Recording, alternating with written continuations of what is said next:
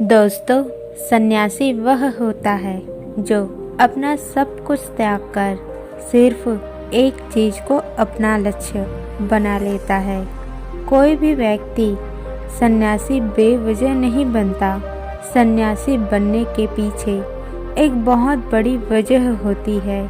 उस व्यक्ति के सन्यासी बनने के पीछे भी एक बहुत बड़ी वजह थी। एक सन्यासी बनने से पहले उस व्यक्ति के मन उस व्यक्ति से बहुत से गलत कार्य कराए गए थे, बहुत से पाप कराए गए थे। उस व्यक्ति का मन उसका मालिक बन चुका था और वह अपने मन का गुलाम जीवन के हर सुख आराम और ऐश्वर्य प्राप्त के बाद ही उस व्यक्ति के मन में अथाह पीड़ा थी और यही मानसिक पीड़ा उसे सन्यासी बना देता है। सन्यासी बनने के बाद वह व्यक्ति सांसारिक दुनिया से दूर हो जाता है, जंगल में रहने चला जाता है, ध्यान करते हैं, तरह तरह की साधनाएं और अभ्यास करते हैं, भिक्षा मांगकर भोजन करता है, एकांत और मौन का अभ्यास करता है। लेकिन फिर भी उस व्यक्ति का मन शांत नहीं होता। वह अंदर से बेचैन और परेशान ही रहता है। यहाँ एक बात समझने वाली है कि ध्यान या किसी भी साधना का जो शुरुआती बिंदु है, उसकी शुरुआत तभी की जा सकती है जब हमारे मन शांत हो, जब हमारे मन हमारे सुनती हो। लेकिन उन सन्यासी का मन ना तो शांत था और ना ही उसके सुन रहा था। उस सन्यासी के मन में यह बात गहराई से बैठा जा रहा था कि मन को वश में करना, मन पर काबू पाना असंभव है। लेकिन फिर भी एक दिन उस सन्यासी को एक व्यक्ति मिलता है जो ना तो सन्यासी होता है और ना ही कोई बुद्धिमान व्यक्ति। वह तो बस एक साधारण सा चरवाहा था जो उस जंगल में अपने भेड़ों को चरा रहा था। वह चरवाहा उस सन्यासी के पास आकर उससे पूछता है, क्या मैं तुम्हारी कुछ मदद कर सकता हूँ? तुम बहुत परेशान लग रहे हो। मैं तुम्हें पिछले कई दिनों से देख रहा हूँ। तुम बहुत बेचैन रहते हो और अगर तुम चाहो तो मैं तुम्हारी सहायता कर सकता हूँ। चरवाहे की बात सुन सन्यासी कहता है, भला तुम क्या मेरी मदद कर सकते हो? तुम तो एक सांसारिक हो जो अपनी मोह माया में लिप्त हुए हो। यह सुन वह चरवाहा उस सन्यासी से कहता है, मैं तुम्हारी मदद कर सकता हूँ। मैं मन को वश में करना जानता हूँ। सन्यासी चरवाहे के मुंह से यह बात सुन जोर से हंसता है और कहता है, क्या क्या कहा तुमने? तुम मन को वश में करना जानते हो?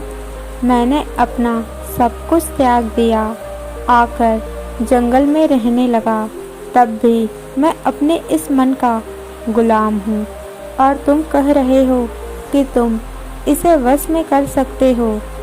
वह चरवाहा कहता है, मन को वश में करने के लिए सभी वस्तुओं का त्याग करना आवश्यक नहीं है और ना ही जंगल में आकर रहना जरूरी है। बस एक चीज़ है जिसे छोड़ना सबसे ज़रूरी है। वह सन्यासी उस चरवाहे से पूछता है, और वह एक चीज़ क्या है? वह चरवाहा सन्यासी से कहता है, वह एक चीज़ है गलत जानकारी। आज तक हमारे भीतर जो भी जानकारी गई है उसी ने हमारे मन का निर्माण किया है।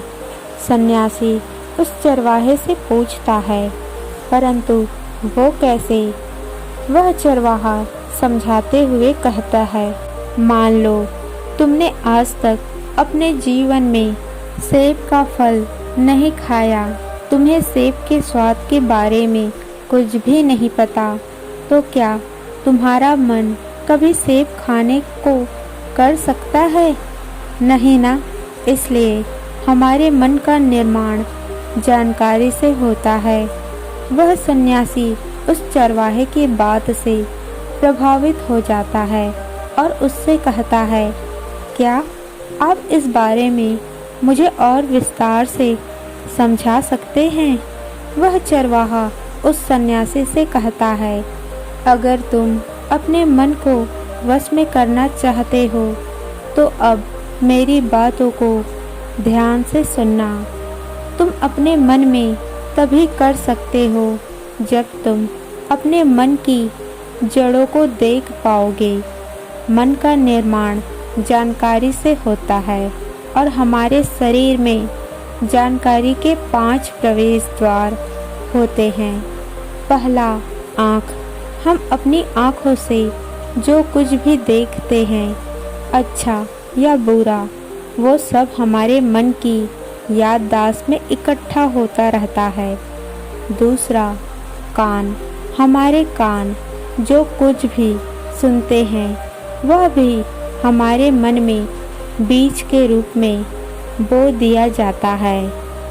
तीसरा, जीभ। जिस भी चीज़ का स्वाद हम एक बार ले लेते हैं वह हमारे मन के याददाश्त में अंकित हो जाता है। चौथा, नाक। जो भी हम एक बार सूंघ लेते हैं, खुशबू या बदबू, वो सभी हमारे मन में दर्ज हो जाती है। और पांचवा है त्वचा। जिस भी चीज़ को हम एक बार छू लेते हैं, स्पर्श कर लेते हैं, उसकी याददाश्त हमारे मन में कहीं न कहीं अंकित हो जाती है। इस पांचों शारीरिक दरवाज़ों से जो भी जानकारी हमारे अंदर जाती है वह जानकारी बीजों के रूप में जमा होती चली जाती है और धीरे धीरे वृक्ष बनती है। हमारे मन मिट्टी की तरह है जिसमें बीज हो जाते हैं और हमारी बुद्धि बीज बोने वाले किसान की तरह है। अगर हमारी बुद्धि गलत जानकारी की बीजों को सही जानकारी के बीज समझ के बो देगी तो जब भविष्य में वह बीज वृक्ष बनेगा तो वह खराब फल ही देगा। तुम्हारा मन तुम्हारे वश में इसलिए नहीं है क्योंकि तुमने पहले से ही अपने मन में बहुत सारे गलत बीज बो रखे हैं और अब वो बीज बड़े वृक्ष बन चुके हैं। वह सन्यासी उस चरवाहे से पूछता है, तो अब मुझे क्या करना चाहिए? क्योंकि अब तक तो मैं बहुत सारे गलत बीज बो चुका हूँ और जो बोए जा चुके हैं उन्हें वापस निकाल नहीं सकता। वह चरवाहा उस सन्यासी से कहता है, अब तक तुम अनजाने में गलत बीज बो रहे थे, लेकिन अब जानबूझकर सही बीज बोना आरंभ करो। भीतर अगर हजारों बीज गलत है तो क्या हुआ? अब इसे लाखों सही बीज बोने के लिए तैयार हो जाओ। तुम्हें बस पूरे दिन इस बात पर ध्यान देना है कि इन पांचों द्वारों से हमारे भीतर क्या जानकारी जा रही है और जो जानकारी जा रही है वो सही भी है या नहीं। वह सन्यासी पूछता है, यह कब तक करना होगा? वह चरवाहा कहता है, पूरी जिंदगी भर। जिस प्रकार तुम हर दिन अपने पेट को अच्छा भोजन देते हो, उसी प्रकार तुम्हें हर दिन अपने दिमाग को भी अच्छा भोजन देना होगा, यानी सही जानकारी और सही विचार। जीवन में हर दिन हर पल तुम्हें सिर्फ 2 विकल्प मिलेंगे। इसमें से एक विकल्प तुम्हारे लिए सही होगा और दूसरा गलत, लेकिन तुम्हें हर बार सही विकल्प का ही चुनाव करना है। हमेशा याद रखना, सही विकल्प का चुनाव करते समय तुम्हारे भीतर पीड़ा पैदा हो सकती है, लेकिन वह पीड़ा सिर्फ उस समय ही रहेगी। इसलिए चाहे तुम्हारे अंदर कितनी भी पीड़ा क्यों ना हो, तुम्हें हर बार सही का भी चुनाव करना है। जितनी बार तुम सही चुनाव करोगे, उतनी बार तुम अपने अंदर एक सही बीज बोओगे। और जिस दिन तुम्हारे अंदर के सही बीजों की संख्या गलत बीजों के संख्या से आधी हो जाएगी, उस दिन तुम्हारा मन तुम्हारे बस में होगा। लेकिन उस दिन के लिए आज से अभी से अपना प्रयास जारी रखना होगा। वह सन्यासी तो उस चरवाहे के बात को समझ जाता है, लेकिन क्या आप समझ पाए हैं?